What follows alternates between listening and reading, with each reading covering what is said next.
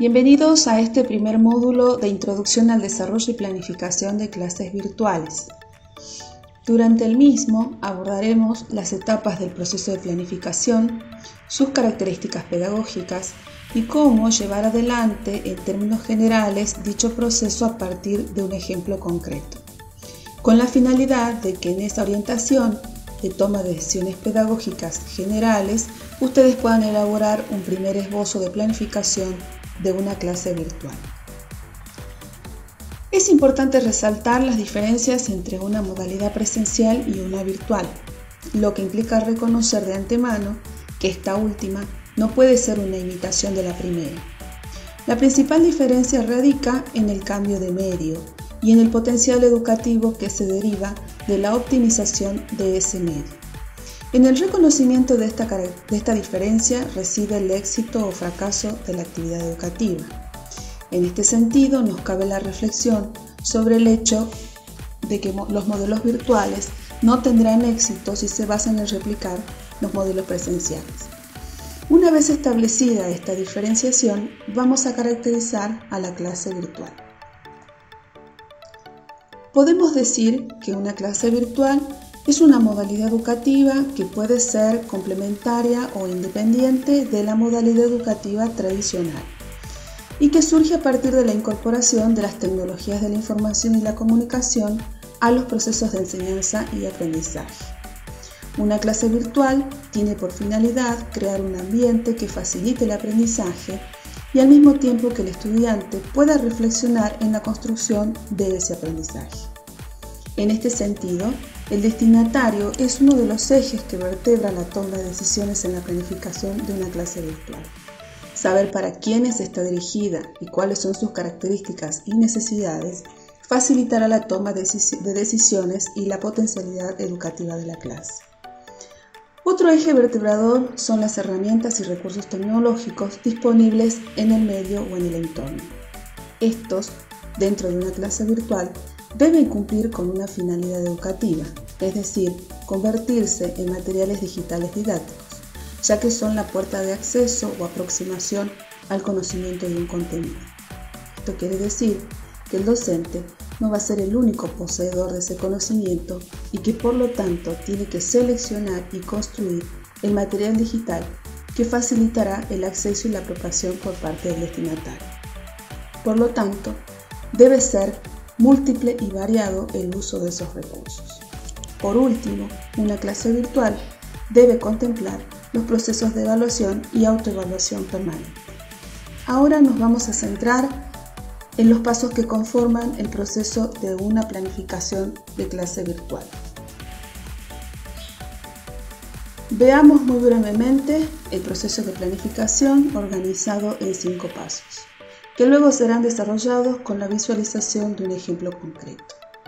El primer paso es aquel que consiste en la revisión del diseño curricular, teniendo en cuenta que es este el que orienta la toma de decisiones conceptuales y metodológicas.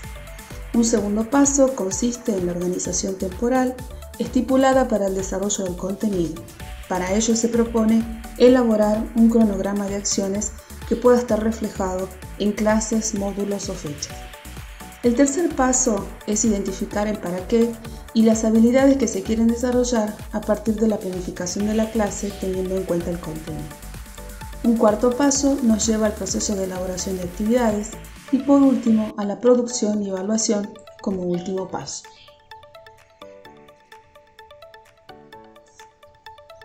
Veamos cada paso en un caso concreto. Como dijimos, en el paso número 1 partimos de un programa y en el mismo identificamos los ejes centrales.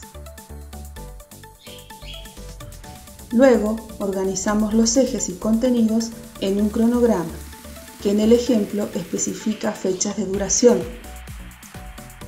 También vemos reflejado de manera simultánea las actividades que le corresponden al contenido y en qué fecha, claramente en 3 columnas. Una vez organizado el cronograma, vamos a pensar en los objetivos y las capacidades, siempre guiados por las propuestas actuales de la política educativa en relación a desarrollo de capacidades y contenidos. Nuestras clases deben reflejar el desarrollo de alguna de las capacidades como propósito inicial, aunque desarrollemos más de las consignadas. Esas capacidades van a guiar como segundo soporte las actividades que fueron pensadas en relación al contenido. Y aquí nos vamos a detener un poco.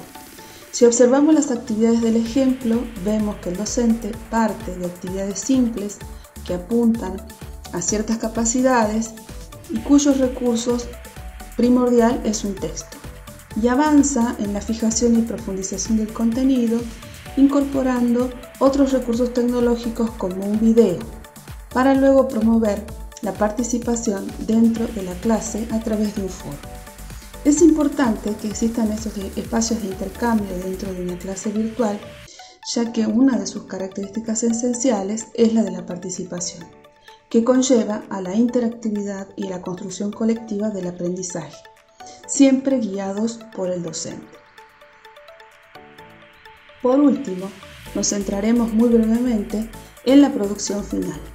Luego de la conceptualización y la fijación, el estudiante, guiado por el docente, debe lograr expresar la comprensión del proceso a partir de una herramienta de socialización que puede o no ser compartida en otros espacios diferentes al del aula, como por ejemplo un muro digital.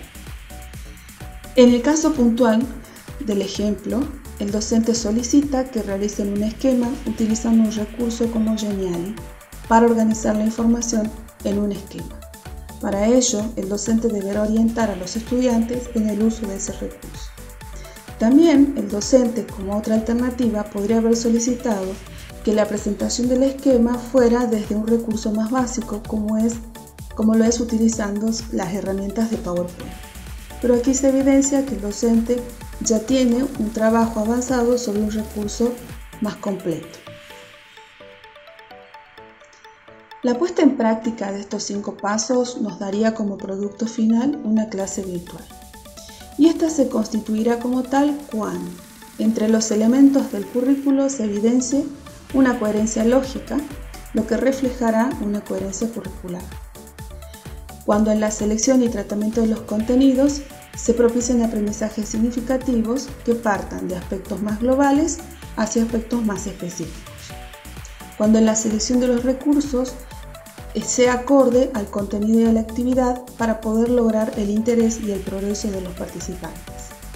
Y por último, cuando las actividades propicien la interactividad, la cooperación, la motivación y la participación del estudiante en la construcción de su propio proceso de aprendizaje. Para finalizar, y esperando que nuestro aporte haya sido significativo, nos despedimos con esta frase de Eric Jensen. Pretendemos dar cuenta con ella que el aprendizaje va acompañado de otros procesos internos, tanto o más importantes, como lo son los procesos emocionales.